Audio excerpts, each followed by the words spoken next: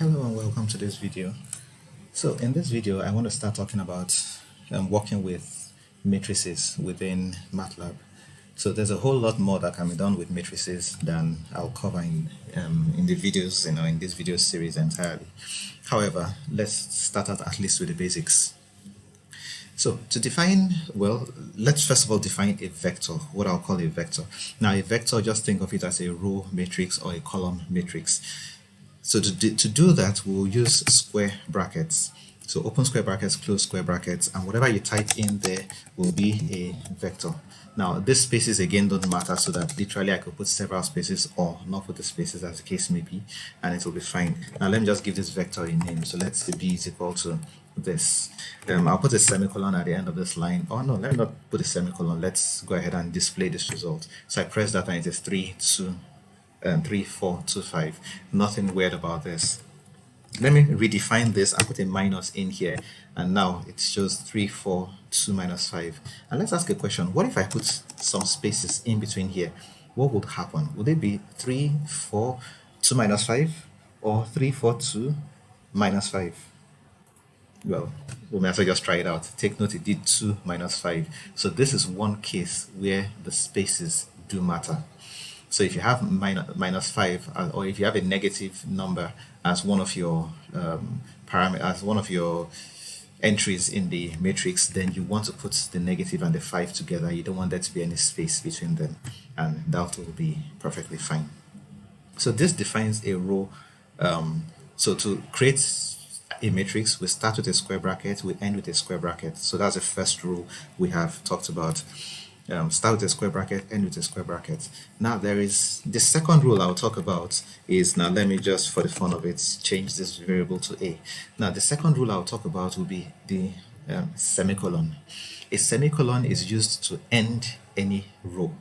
So if you want to end a row, use a semicolon. So open square bracket, close square bracket will start the definition of a matrix, end the definition of a matrix. A semicolon, anywhere you put a semicolon, that will end a row. So for example, if I put a semicolon here and a semicolon here and a semicolon here, then the first row ends after 3, second row ends after 4, third row ends after 2, and the fourth row, well, ends after minus 5. I press and enter, notice it's now 3, 4, 2, minus 5, and that is your A. Let me go ahead and create a variable called C.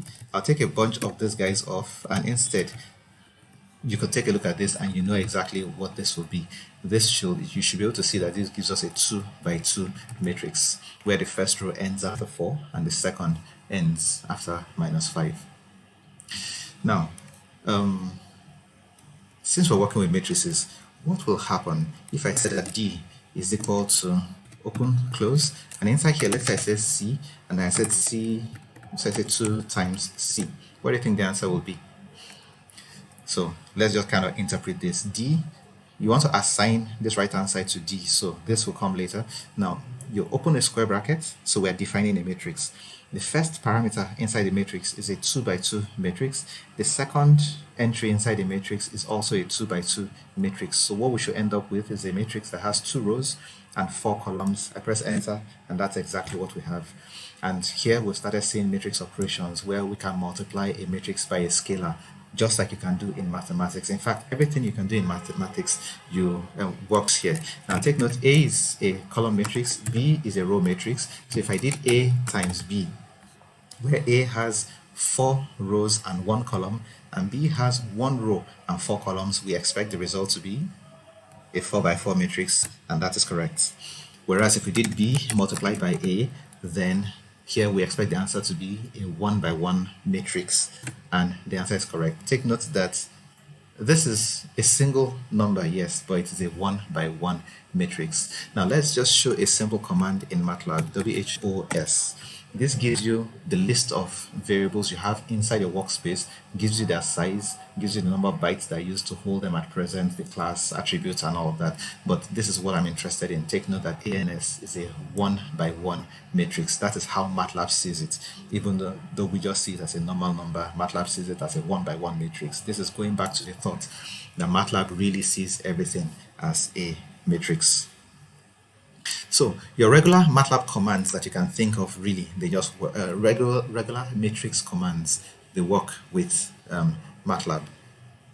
So we've seen one way to define a matrix, and we define a matrix simply by using square brackets. Okay, by using square brackets.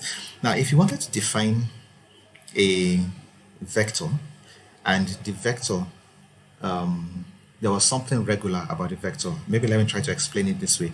Let's say you wanted to define a vector. Let's call the vector E, and you wanted to define the vector as 1, say 1, 2, 3, 4, 5, 6, 7, 8, 9. If we wanted to define this to be our vector, we could do it this way. But then it's easy to make mistakes, and this is rather tedious to type. There's an easier way to do this, and that is you can just take all of this off and instead say, I want to start from 1. I want to end at 9. And this will work. But to be more explicit, I want to increment in steps of 1, and I want to end at 9. So to illustrate what this is, let me put this as a 2 here. I am starting from 1, I'm incrementing in steps of 2, and I'm ending at 9. So what we expect the answer to this to be will be 1, 3, 5, 7, 9. And when I press enter, that is exactly what we get. So we start from 1, we increment in steps of 2, and we end at 9. What if I made this 10? When it gets to 9, if it tries to increment beyond that point, the next item will be 11, which is outside this range, so it still gives us the same result, 1, 3, 5, 7, 9. So this is another way we can define a vector. Now, as long as we're defining the vector this way, you are allowed to remove the square brackets.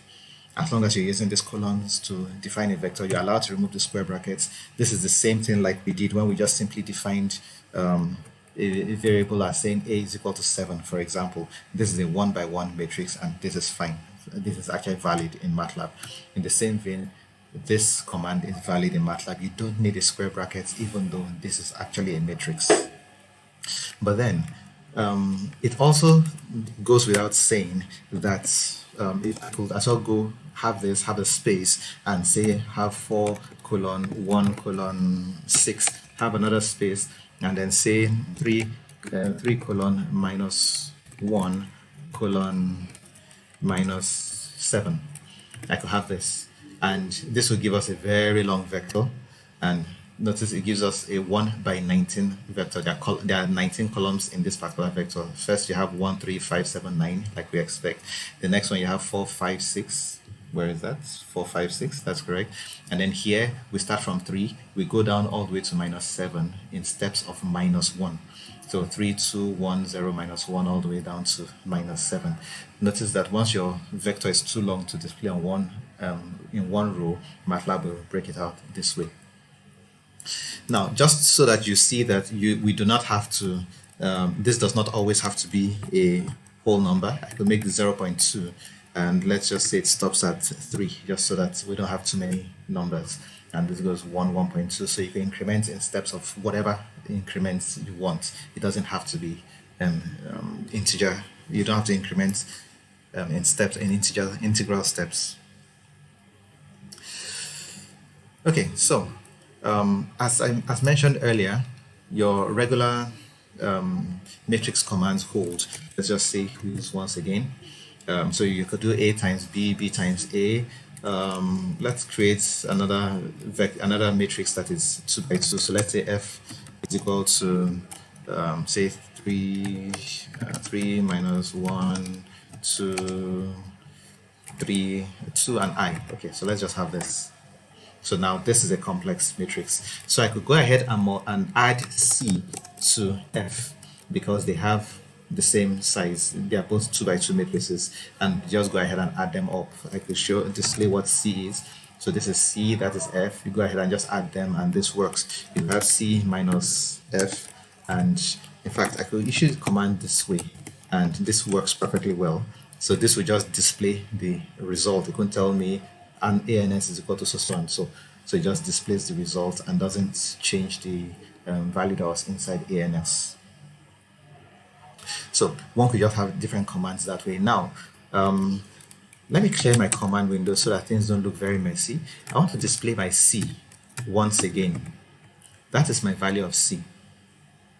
And let me create a G matrix that is equal to only the real values of the F matrix. Remember that F is actually a complex matrix. So let's say G is just the real values of F. So now G is 3, minus 1, 2, and 0. Now I could go ahead and multiply C by G. And this does normal matrix multiplication the way you know it, and it gives us a value of 17, minus 3, minus 4, minus 2. But what if what I actually wanted was 3 times 3 to come out, 4 times minus 1 to come out, 2 times 2 to come out, and minus 5 times 0 to come out? What if I wanted the individual elements to multiply each other? If this was the case, then all you need to do is put a period in front of the multiplication sign. So let me just put some spaces here just so that you see this clearly. So this is a single operator. Matlab sees this as a single operator, and so you could do that command. Okay, what's the problem that you have in here? Was there a space between them? Oh, sorry, I think I mistakenly put a space between the period and the asterisk. There shouldn't be a space between them. Oh, okay, sorry. Apparently I just typed, I didn't type the entire thing like I should have typed it. My apologies for that. Okay, so you can just simply run that, and it multiplies the individual elements. Okay, just the individual elements together. It doesn't do matrix multiplication. So let me display my C and my G once again. We could do the same thing with period and divided by. Okay, period and divided by. Now it does the division individually, by each element by element. Now this will throw an error because you have a 0 over here, or it won't really throw an error, but then we should expect that when you divide something by 0, the answer should be infinity, and that's what we see here. INF stands for infinity, minus 5, so it's negative infinity. So Matlab does exactly what you would expect it to do, really. Does exactly what you would expect it to do. Now let's say we wanted to select a specific element within a matrix. So let me clear my command window once again, and let's just display A, or let's display something that is more, let's say we display D. If I wanted to select this particular element, this element is in the second row in the second column, so I could simply tell Matlab, look for element 2, 2, second row, second column, and that is fine. Or let's try the second row, fourth column. The answer to that would be minus 10, and that's the answer over there. So we could just pick any particular element we want. Let's say we said 3, 1, then that is okay, sorry, I meant 1, 3, but then here I try to go to the third row and it tells me index in position 1. This is position 1, exceeds array bounds, must not exceed 2, because you have 2 rows, you cannot have this value being more than 2. What I actually meant to write was first row, third column, but it's a good thing I had an error in there, because at least you get to see what errors can look like and how Matlab tries to tell you when you are trying to exceed an array, the bounds of an array. Now, in rounding off this video, or just for a round up this video, let's remember that if you want to define an array, you could define an array as 1, 1, 3. This will create an array from 1 ending at 3 with increments of 1. Now this will do exactly the same thing as having 1, 3. If you do not specify the incrementation, then it will simply increment in steps of 1. Now with that in mind, if I told Matlab D of row 1, 1, 3, what this command tells Matlab is go to the matrix D, look at row 1, and then look at column 1, 2, and 3. So row 1, column 1, 2, and 3, the result of this expression should be 3, 4, 6. And let's go ahead and write that, and that is what we get, 3, 4, 6. So if I typed in here 1, 2, 3, that starts from 1, increment steps of 2, 3. What would the result of this be? Row 1, column, start from column 1, increment with steps of 2, end at column 3.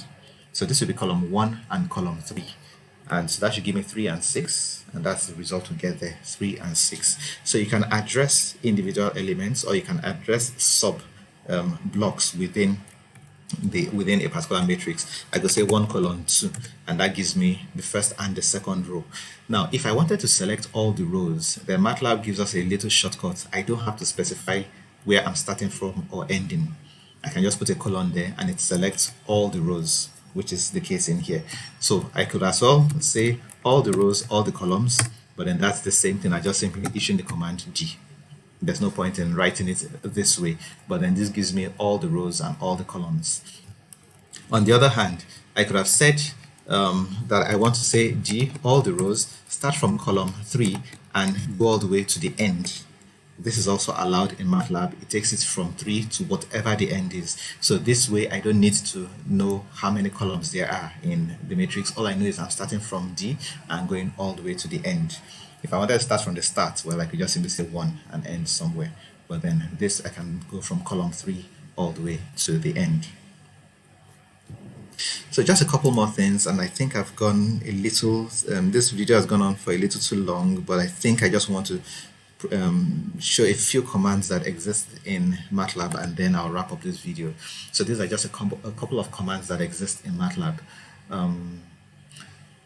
So I think I'll stop this video at this point and take up the next video right from this point. It just means the next video will be quite short. Thank you.